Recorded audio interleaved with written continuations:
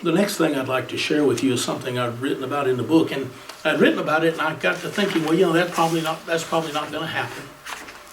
It'd been a fair number of years, and I hadn't really seen any movement in this matter. But now it's beginning to be used, and what I'm talking about is radio frequency identification, or RFID.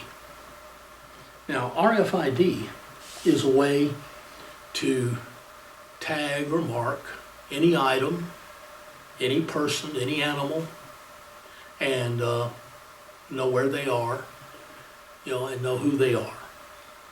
And so, radio frequency identification works like this. A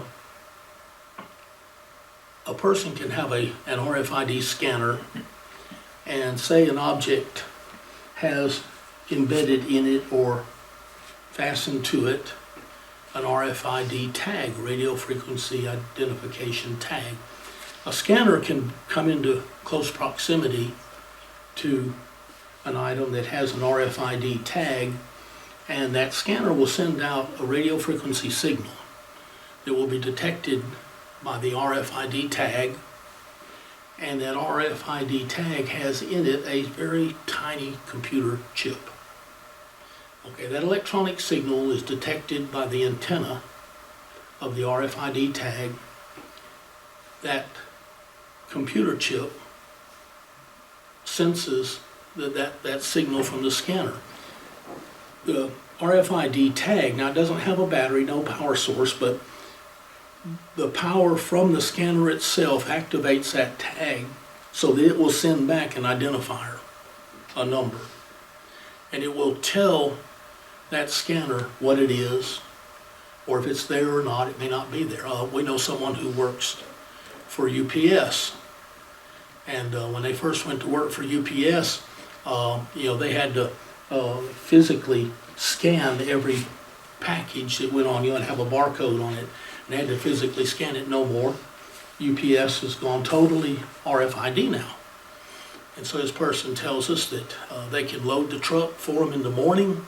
The supervisor can step into the truck with a scanner, push a button, and he gets a list of everything that's on the truck, and he's warned if there's something not on the truck. It should be. Now, use like that I think's good. I really do. But,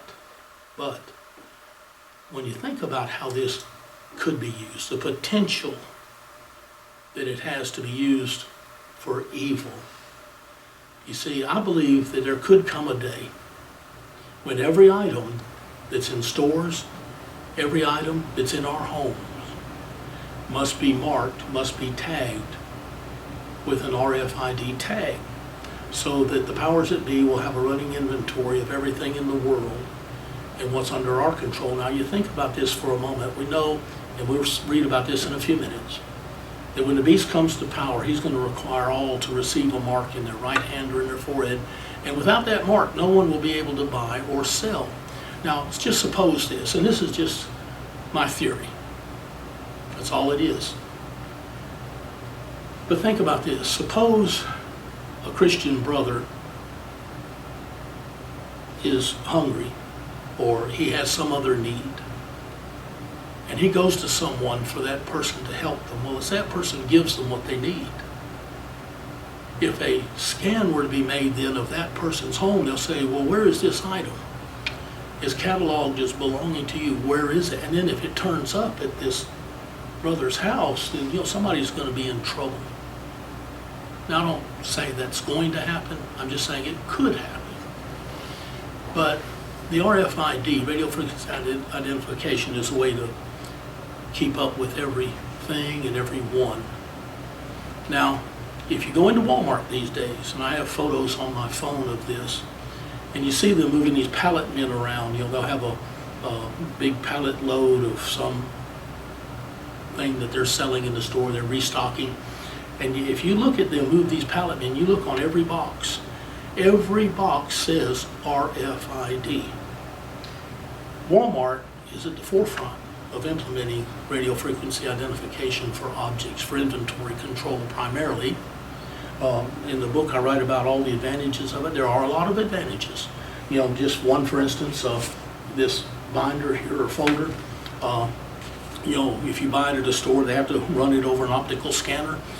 You've stood there and you've seen them do it 2 or 3 times before it finally goes beep. You know, okay, it finally took. With RFID, you could have 150 items in a buggy, push it through a scanner, and every one of them scanned automatically. You know, adjustments are made to the inventory for the store. The dollar amount is totaled up, automatically debited from your account. You don't have to pull out a card. You don't have to do, you know, it's just all done. Cards in your pocket, but, you know, they get it. And so the RFID can be used in a lot of ways. Now, I do want to give you all these, and y'all just pass them around, if you will. These are tags I've pulled off of some items from Walmart. And they eventually, if they haven't already, they're eventually going to have every item in their store tagged with an RFID tag, and that's what these are. You can read on the front what it is. This is a large storage bin. I'll explain how this works.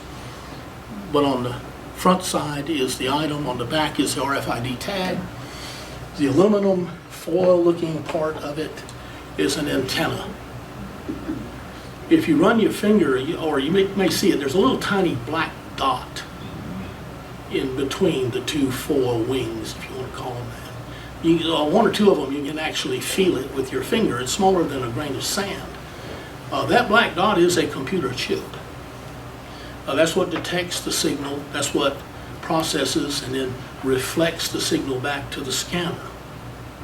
And so this is already being done in a big way. And for years, you know, nothing happened. I thought, well, maybe they're not going to use RFID the way that I think they will. But it's catching on now, and more warehouses are using. I don't blame them. I mean, it is a fast way to do inventory, you know, to restock, to do whatever it is you want to do. And also, you can reduce the number of personnel you have hired because fewer people are required to maintain this system than the old barcode system.